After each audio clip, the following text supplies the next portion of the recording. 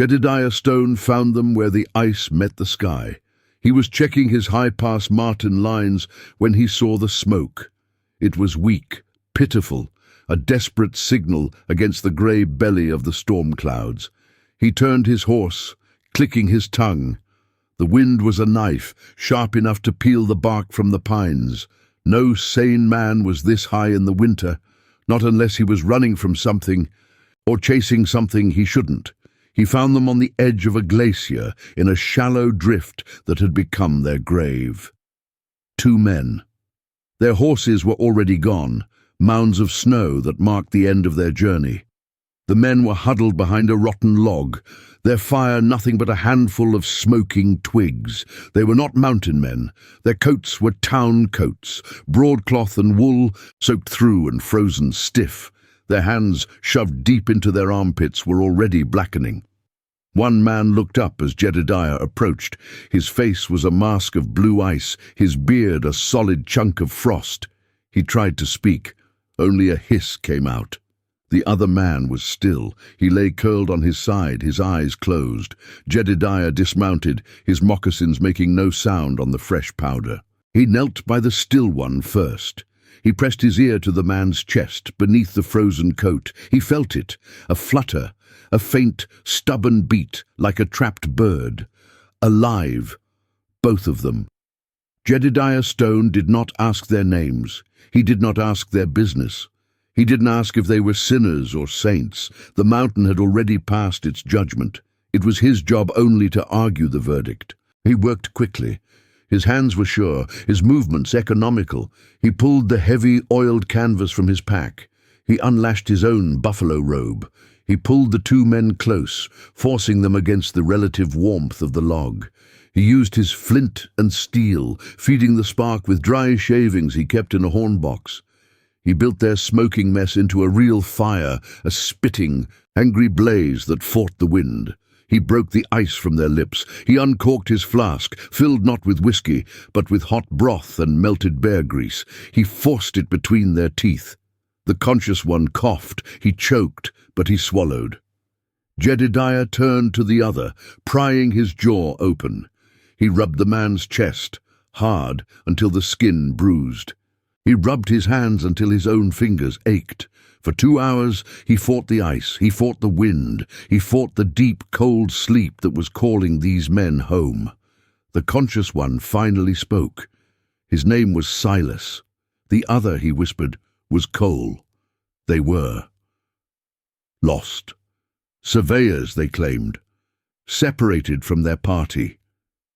Jedediah nodded. He had heard that before. Surveyors. It was the new word for men who came to carve the land into squares, men who looked at a river and saw a mill, who looked at a mountain and saw a mine. He wrapped them. He lifted the weaker one, Cole, and draped him over his own horse. Silas he forced to walk, leaning heavily on Jedediah's shoulder. The journey back to his cabin was 4 miles. It took 3 hours. It was a walk through a white hell. The wind screamed. The snow tried to claim them. Jedediah did not falter.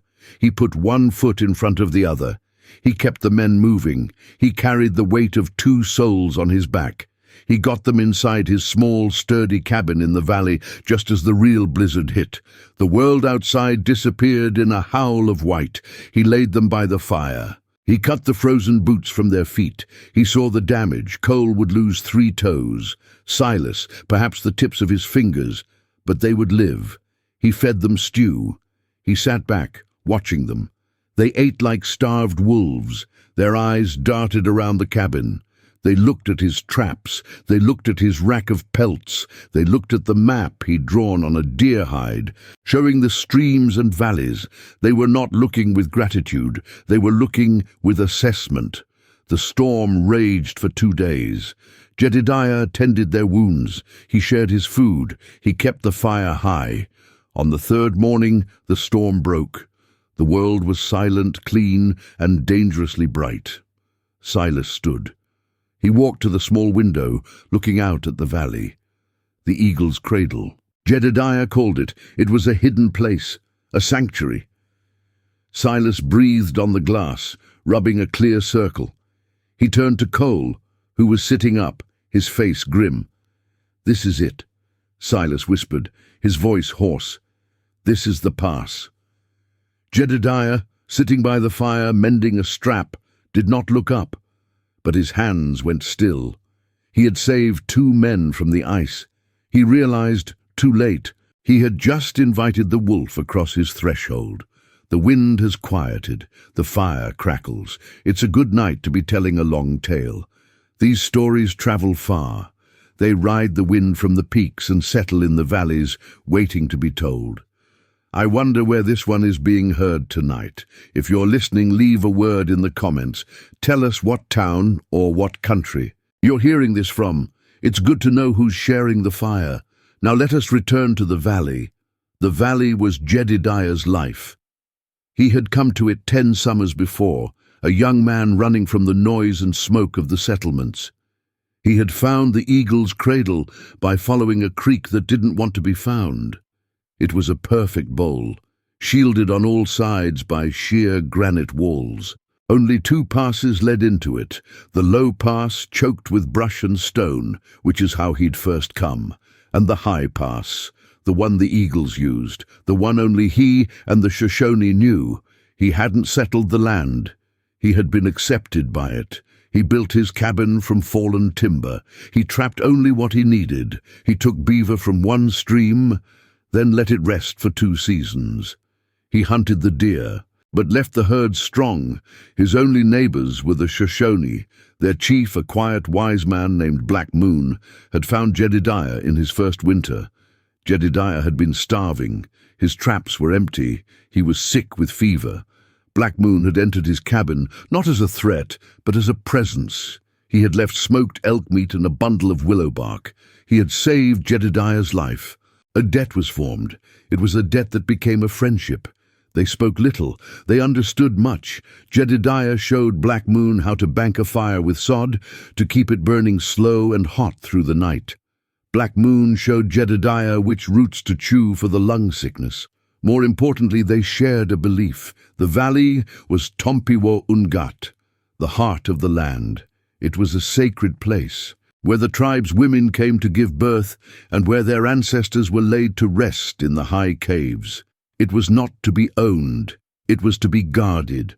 The world at stake was not the beaver pelts. It was this balance. Far to the east, men were drawing lines on paper. They were selling land they had never seen to people who would never understand it. They were building forts. They were pushing west. This valley, this hidden pass, was a secret that kept the world at bay. It cut 3 weeks off the journey to the Green River. If men like Silas and Cole found it, they wouldn't just cross it. They would tame it. They would bring wagons. They would bring axes. They would bring the noise. Jedediah remembered a meeting with Black Moon just 2 moons past. They had shared smoke.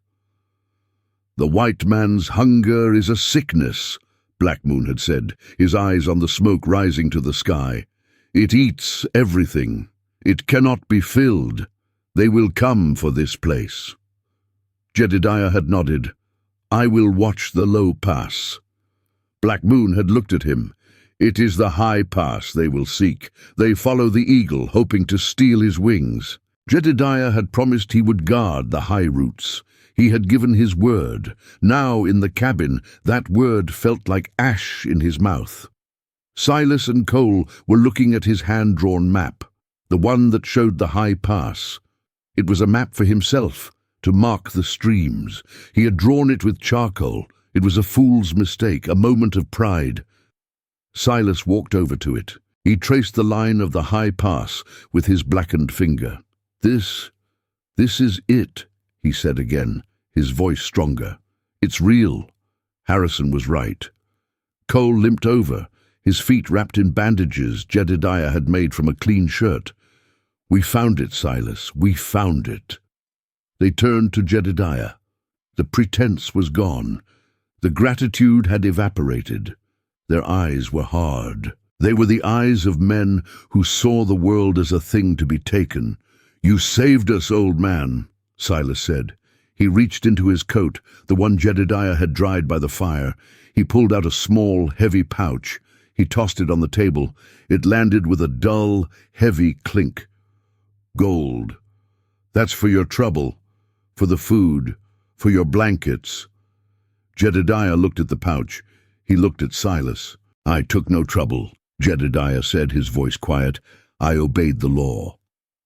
Silas smiled. It was a cold smile. Good. Then obey the new law. Our employer, Mr. Harrison, is coming. His party is 2 days behind us. We were the scouts. You were just our guide. The blizzard had trapped Silas and Cole, but it had also hidden the arrival of their main party. They weren't 2 days out. They were closer, much closer. We'll take the cabin, Cole said, picking up Jedediah's spare rifle from the wall. It's a good base. Harrison will be pleased. Jedediah Stone stood up. He was one man. They were two. He was healthy. They were wounded. But he had saved them. His own code was a cage around him. He could not raise a hand against the men whose lives he had pulled from the ice. It was a violation of something deeper than law. It was a violation of the mountain itself. They knew it. They were counting on it.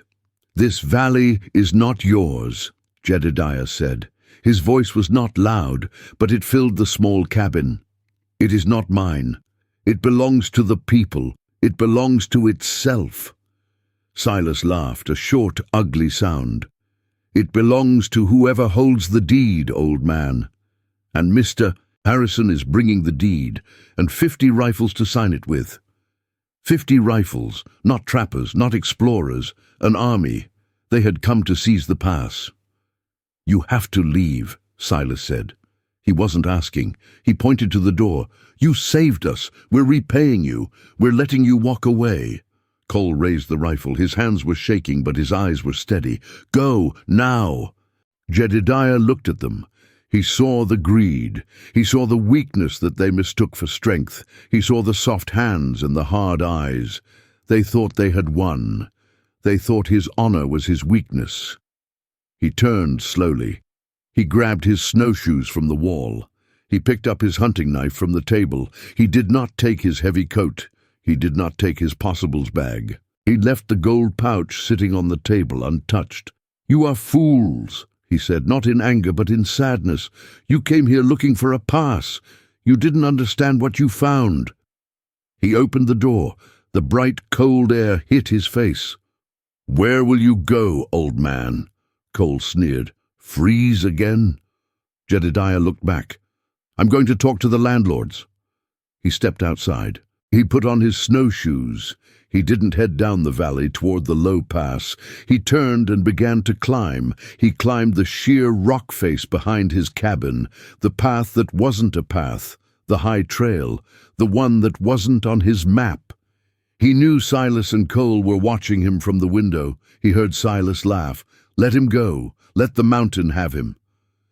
They thought he was running. They thought he was dying.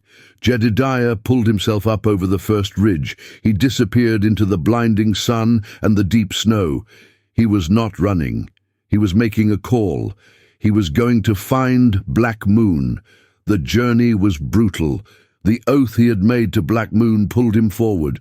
The high trail was not a trail for men. It was a goat track, a whisper along the cliff edges. The new snow was deep and unstable. He moved across slopes that threatened to slide, to carry him down 1,000 feet to the valley floor. He was dressed lightly. He had no food, save the strength in his legs. He had no water, save the snow he melted in his mouth. The sun was blinding. It reflected off the new fallen snow, searing his eyes. He pulled his hat low. He wrapped a strip of cloth around his face. He kept climbing. He moved with a steady, relentless pace. He was not a young man. Every muscle ached. His lungs burned. The air was thin, like breathing glass. But he knew this path. He knew every handhold, every loose rock. He knew where the wind scouring the ridges and where the drifts lay deep. He thought of the 2 men in his cabin. He had fed them from his own kettle. He had wrapped them in his own blankets, and they had repaid him with theft, not theft of pelts, theft of a home, theft of a promise. He felt a cold anger rise, but he pushed it down. Anger was heat. Heat melted resolve. He needed to be cold. He needed to be like the ice, patient, hard, unstoppable. He traveled for 10 hours. The sun began to dip, painting the snowcaps in shades of pink and blood orange. The temperature plummeted. The world turned from bright white to deep, frozen blue. He could not stop. To stop was to die. He was the very thing he had saved those men from. A frozen shape, moving through a dying light. He was driven by the debt he owed Black Moon. The chief had saved his life. Now he had to save the chief's land. It was a simple exchange. It was the currency of the high country. Just as the first stars appeared, sharp and bright as chips of ice, he saw the smoke. Not the weak smoke of dying men, but the strong, steady plumes of a large camp. The Shoshone winter village. It was tucked into a cleft in the mountains, sheltered from the wind. He stumbled down the final slope. His legs gave out. He fell, sliding the last 100 yards on his chest. The camp sentries were on him in an instant. 2 young warriors, their faces hard, their bows drawn. They rolled him over. One of them recognized him. "It is Stone Hand," the warrior said. "He who walks alone." They lifted him. They carried him. He was a dead weight. They brought him directly to the largest lodge, the Lodge of Black Moon. They laid him by the central fire. The heat was agony. His frozen skin screamed as it thawed. Black Moon was there. He knelt by Jedediah. He held a cup of hot willow tea to his lips. Jedediah drank. It burned a trail down his throat. "They are in the valley," Jedediah whispered. His voice was broken. 2 men. I saved them from the ice. They were scouts." Black Moon's face did not change. He just listened. "Their party is coming. 50 rifles. They call themselves surveyors. They call a man named Harrison their leader. They've taken my cabin. They are coming for the pass." Black Moon was silent for a long time. He looked into the fire. The lodge was warm. The smell of cedar and roasting meat filled the air. Finally, he looked at Jedediah. His eyes were deep. "You saved them," he said. It was not a question. "I did," Jedediah said. "It was the law. It is a hard law," Black Moon said. "It does not know the hearts of men." He placed a hand on Jedediah's shoulder. "Your debt to me is paid, Jedediah Stone. You saved my son from the bear. Now you have crossed the ice to save my people from the snake." He stood. He was a tall man, made taller by the shadows in the lodge. "You did your part. Now we will do ours." Black Moon stepped out of the lodge. He gave a call. It was not a war cry. It was low, like the hoot of a great owl. It echoed across the frozen camp. Lights appeared. Figures emerged from the lodges, shadows moving in the starlight. There was no panic, no hurry, just a quiet, determined gathering. Warriors appeared, their faces serene. They carried bows, they carried rifles, they gathered their horses. Jedediah pulled himself to his feet. A warrior handed him a buffalo robe and a fresh pair of moccasins. Another brought him a strong mountain pony. "We ride," Black Moon said. "By dawn, they will see what it means to steal a sacred thing." They rode back through the darkness. They did not take the high path Jedediah had used. They took a different way, a warrior's path, a narrow canyon that cut through the base of the mountain. It was a ride of shadows and silence. The only sound was the muffled crunch of hooves in the snow and the jingle of a bridle. There were more than 50. There were 3 times that. They were not just warriors. They were the guardians of the valley. Jedediah rode beside Black Moon. The exhaustion was gone. The cold was gone. There was only a calm, terrible certainty. They reached the ridges overlooking the eagle's cradle just as the sky began to turn from black to a deep, bruised purple. The dawn was coming. Jedediah looked down. His cabin was lit. A large fire burned outside. There were tents. 20 of them, horses, 100 horses, and men, 50 men, just as Silas had promised. They were loud, their voices echoed in the pristine valley. They were drinking, they were laughing, they had posted no guards.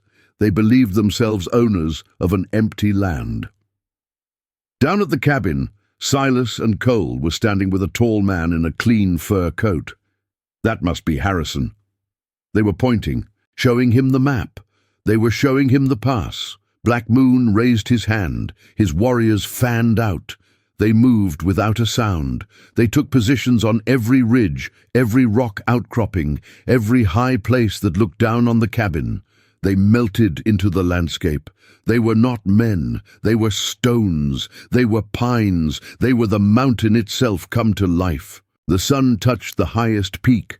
Light spilled into the valley. Harrison stepped away from the fire, stretching. He breathed deep of the mountain air. "It's ours, boys," he boomed. "It's all ours." Then he looked up. He froze. His smile vanished.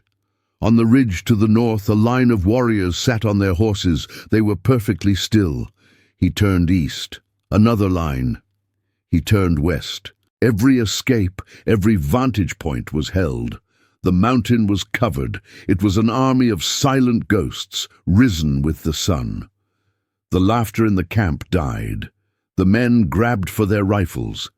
Harrison held up a hand, slowly. He knew. He was trapped. Down the main trail, into the center of the valley, 2 riders appeared.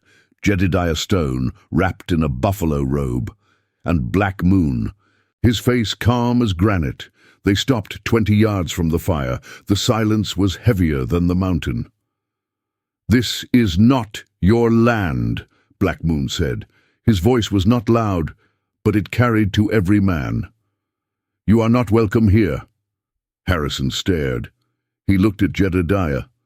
"You, the old trapper, you did this." Jedediah shook his head. "I did nothing. I just brought the landlords." The confrontation was short. It was not a battle. It was a surrender. Harrison was a man of greed, but he was not a fool. He was surrounded. He was outmaneuvered. He was in a trap he hadn't even known existed. "We're just surveyors." Harrison tried, his voice tight. "We have papers." "Your papers mean nothing here," Black Moon said. "The wind cannot read. The stone cannot be signed." He pointed to the low pass. "Leave now, and do not return. The Eagle's Cradle is not for you." The tension was a living thing. A single gunshot would have turned the valley into a slaughter. But the intruders were broken. Their arrogance was gone, replaced by a cold, sudden fear. They had seen the power of the land they sought to tame. Harrison gave the order. "Pack it up. We're leaving."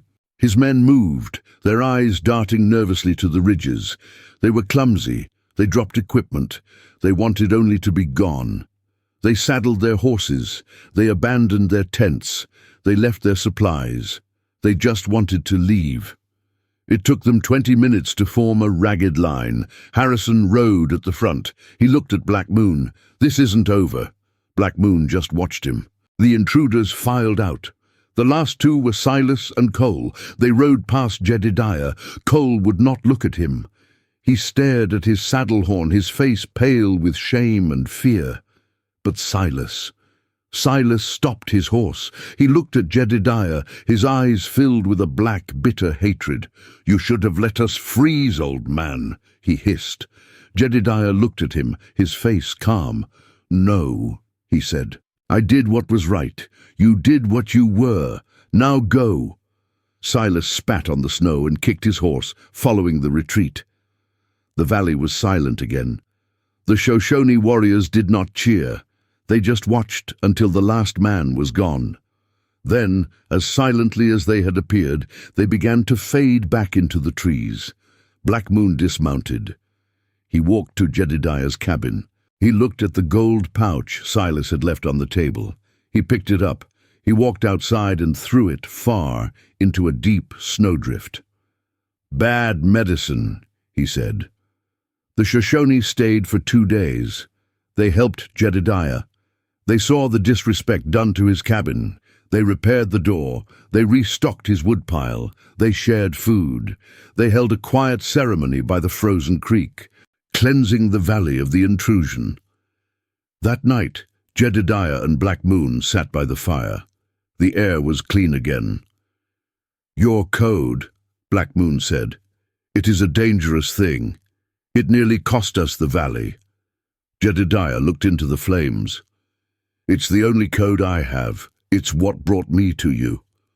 Black Moon nodded, a slow understanding in his eyes. "You saved 2 men, but your honor saved the people. The brothers of greed are many. They are loud, but the brothers of the land are one, and they are quiet until they must speak." They understood each other. The law of the mountain was strange. It demanded you save the snake, even when you know it's a snake. Because that code, that honor, is the only thing that separates men from the chaos. It's the only thing that calls your true brothers to your side when the dawn breaks. On the 3rd morning the Shoshone left. The valley was theirs again. Black Moon and Jedediah stood by the cabin. They did not shake hands. They did not say goodbye. They just looked at the clean snow. "They will tell their story," Jedediah said. "More will come."